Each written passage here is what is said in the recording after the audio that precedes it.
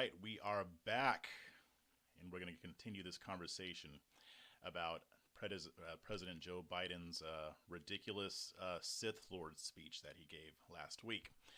But one of the issues that his speech raised is this idea of a quote unquote MAGA Republican. Um, it's a he. It's a term that's been around for a while, but now he's popularized it again because he kept using it throughout his speech to demonize half of the country, basically. And the way he used it is in a way that is not accurate. When he defines a MAGA Republican, he is essentially talking about people who voted for Trump and who share the same beliefs as those who support Trump. Whether you're gung ho and you have Trump devotion syndrome, to the people who, have some issues with Trump but are willing to vote for him, and that was deliberate.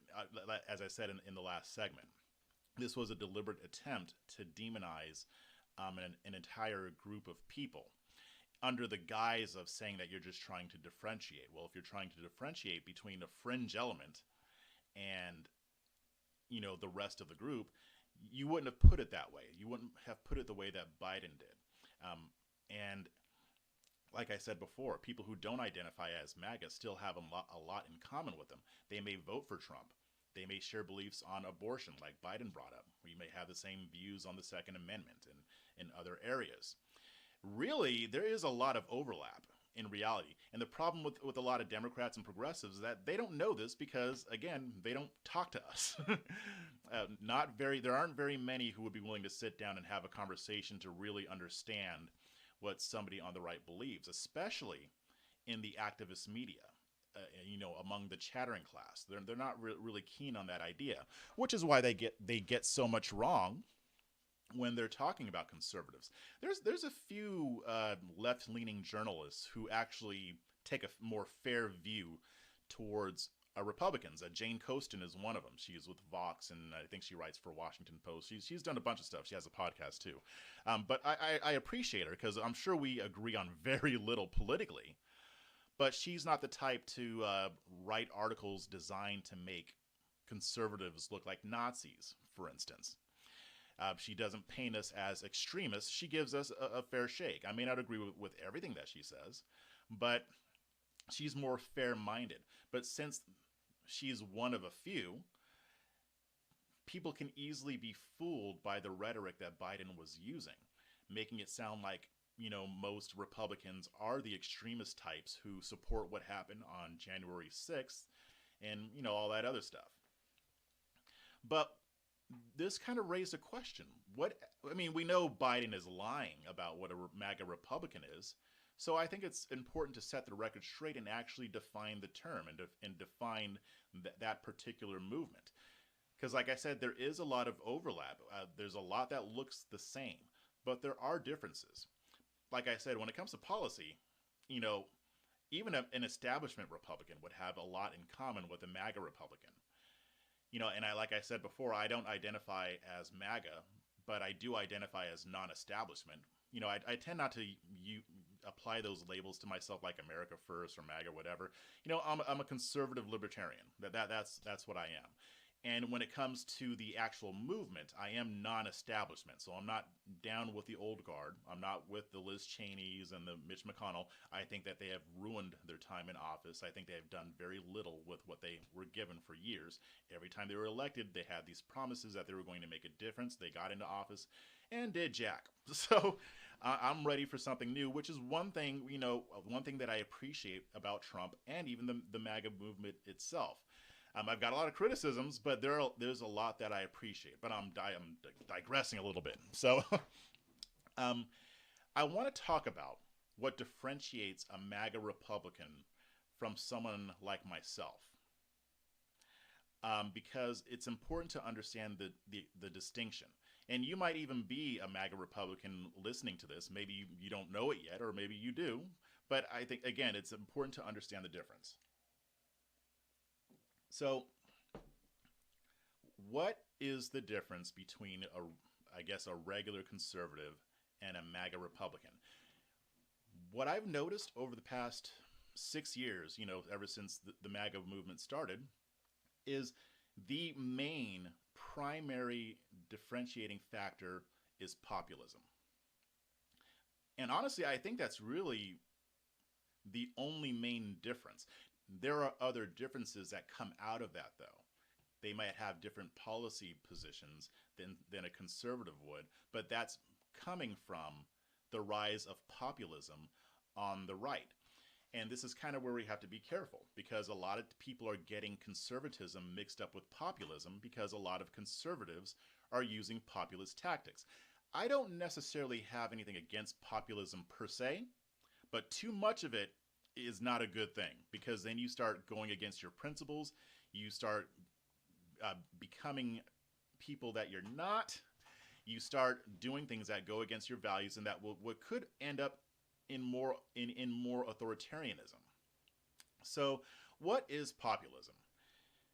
So here's a definition that I found online, and actually I'm going to refer to an article written by one of my colleagues. It's funny because I was actually going to write this article, but she beat me to it, and she did an excellent job. So let me go ahead and transition that over. So it's written by Brittany Sheehan. You have to be a VIP subscriber on Red State to read it, which you should be anyway. You need to subscribe to Red State and use my last name as a promo code. You'll get a huge discount. Use promo code Charles to get a huge discount off your VIP subscription. That will actually allow you to read the VIP sections in all of Salem's properties. So that includes Town Hall, PJ Media, Red State, Twitchy, Hot Air. So it's good stuff, guys, and plus it helps us out a lot. So there's my sales pitch. But anyway, she wrote about how populism is the power struggle over MAGA. And I thought she put it very nicely when she said, ooh, excuse me. Populism means relating to the struggles, beliefs, and interests of the common people. She writes, quote, in a modern lexicon, it most often arises in the context of the people versus an elitist establishment. And it became a relevant terminology when Donald Trump ran in 2016, because you heard the word populist thrown around a lot, because Donald Trump is a populist. Now, he does have a lot of conservative tendencies, so I'm not saying that he's not a conservative, but he's probably more of a populist than a conservative, and I'll explain a little bit of that a little bit later. But so a simple definition, I found another one. Populism is a name for a kind of political movement. Populists usually try to make a difference between common people and the elites. Populists may think of wealthy people or well-educated people as belonging to the class of elites. And we're seeing a lot of that now, right? I mean, it's almost like the party's kind of switched a little bit, because Democrats used to try to position themselves as a party of the working or the everyday Joe Six-Pack American. Now, it's Republicans doing that. But populism, again, it can lead to good places and it can lead to bad places, because communists have used populism to enact an authoritarian government. I mean, and you can see that in the language here, the elites and the wealthy. Well, we talk about that as conservatives, but communists did too. So that's why I say you got to be careful with populism, because it can lead you down a road where you don't want to go. I think some of it's okay, but you got to be careful. And this term goes way back even to the Roman Empire and before. So this type of thinking has been around for a long time. Another way to define populism. Populism is an approach to politics which views the people as being opposed to the elite and is often used as a synonym of anti-establishment. As an ideology, it transcends the typical divisions of left and right and has become more prevalent in the U.S. with the rise of disenfranchisement and apathy towards the government. You know, Bernie Sanders had a lot of populist tendencies. People gravitated towards him because he was not a part of the establishment. He was not a part of the Clinton cabal. It's also one reason why a lot of Bernie Sanders ended up supporting Trump, because they want somebody who is outside of that establishment system, and they want somebody who is actually going to look towards the needs of the people. So a populist would approach their campaigning and their rhetoric by appealing to the deepest fears of the people who they want to represent or who they want to govern. A lot of it can be based on emotion too. I mean, because people may feel like there's an issue that's really pressing, especially if you persuade them that that's the case, and you can play on that. So it can be used for bad as well as good. Because if you're using it to actually address what people are dealing with, there's nothing wrong with that. Assuming, depending on the policies that you choose to use to address those issues. But MAGA is definitely a populist movement.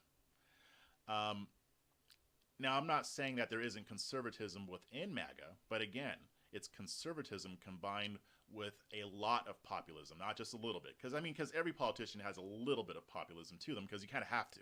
It's impossible not to. But that is what differentiates somebody like myself from a MAGA Republican. So one area where this could represent itself is, when Governor Ron DeSantis stripped Walt Disney of their of their special tax status. Now, a conservative would say, they probably should be stripped of that tax status, but you shouldn't do it just because they came out against a piece of legislation that you support. That's tamping down on free speech. That's unconstitutional. For me, it wasn't what he did. It was the reason why he did it. But a populist would look at that and say, that was great, because it's showing these people that they can't just push us around, that they can't just force their values on us, and it was a great move. Now, for DeSantis, it was brilliant politically, even though I disagree with it, or I disagree with his reasoning for it. It was a brilliant move, and DeSantis does have some populist tendencies. I'm not sure if he has them to the same extent that Trump does. I think time will tell on that, but that's just an example of where a conservative might get a little anxious or antsy about saying something like that. I still like DeSantis, but sometimes he does some things that make me like, oh, I really don't hope you're going down this path. If you're just going to keep it there, I don't like it, but fine, whatever. Just don't go further than this. Especially when it comes to free speech. I mean, we can't, just because the left is trying to tamp down on our free speech, it's not a good idea for us to try to tamp down on theirs using the state. But a populist might see it differently. They might think it's more pragmatic to use the government as a weapon in a way that benefits them. But we know where that leads. Both sides have authoritarian tendencies. I recently did a Twitter Spaces with my good friend Donnie Anthony, and we were talking about, and this is another populist idea really, about how Trump at his speech said that we should have the death penalty for drug dealers. But that conversation quickly morphed into a conversation about statism versus liberty. Both the right and the left have statist tendencies. Like I always say, just because somebody's on the right doesn't mean that they are a conservative. So people on the right, there are people on the right who aren't very conservative, who have no problem using the government in that way. And again, a lot of people are getting conservatism and populism mixed up. One, because a lot of people don't really understand what conservative ideology is. A lot of these people came over here because of Trump. So they don't really understand foundational conservative values. Now, a lot of them, I'm sure, have learned along the way, but you still have a lot of people who, they wouldn't really be able to tell you what conservatism is. They may be able to name off a few different, aspects of it, but they're mainly Trump people. So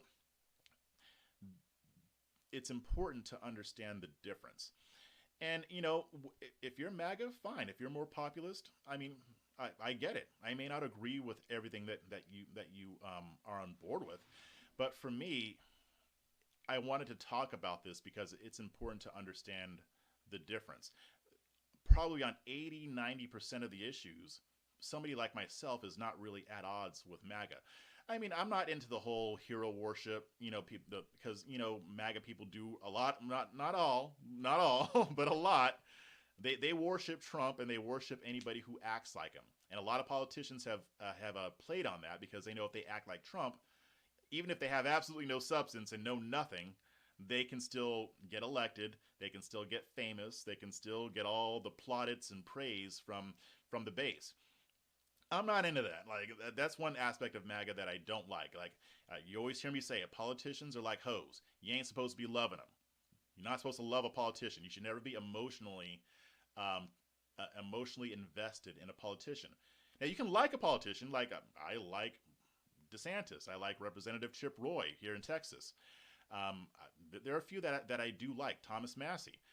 But I will never like a politician to the extent that I won't criticize them and that I'll just go along with everything they say. And there are people in the MAGA movement who do that. I mean, again, not everybody, because there's a lot of people who got mad at Trump, for instance, for endorsing Dr. Oz. So that is the difference. There's one thing I want you to take away from this segment here is that the difference between, I guess, a regular Republican and a MAGA Republican is populism.